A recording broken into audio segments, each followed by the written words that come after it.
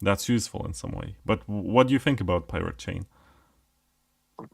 I'm really glad it exists as a data point. And before Pirate Chain, there was Zcash Classic, which launched shortly after Zcash launched.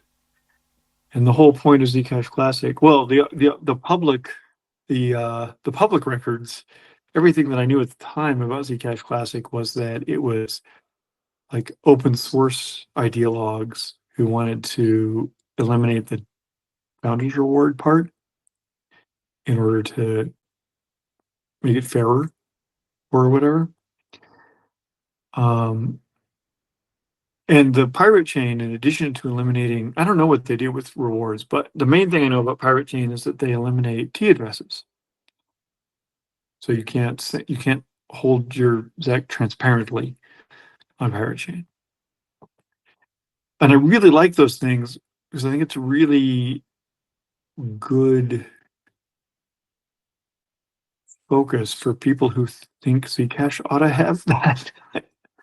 Like for years, people would say Zcash would be great if it would just eliminate the dev fund or the founders report or whatever. And occasionally some other people would say, oh, in other words, it would be Zcash, Z Classic.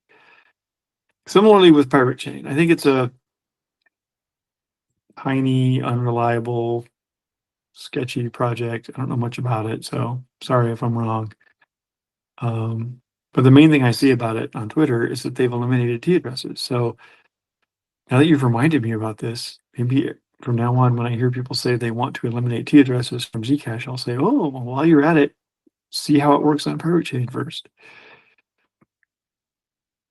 I guess this is useful for people who are concerned that there might be inflation bugs or something.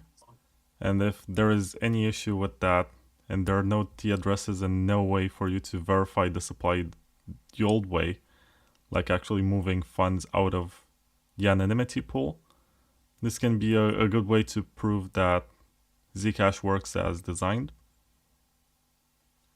I'm not sure your question, but I do have something I could add about that topic. What's your question? So you mentioned that a good way to verify the supply at every step in Zcash is to make amounts public when you're going out of the anonymity pool, right? Well, there's this concept called a turnstile, and it can be separated from the concept of T addresses. You can The consensus rules can require that Zcash, which moves from one anonymity pool into another, that the amount moved is revealed publicly. And that's sufficient for a live, publicly verifiable audit of the amounts, well, without compromising end user privacy very much. So you can do that without T addresses or with T addresses.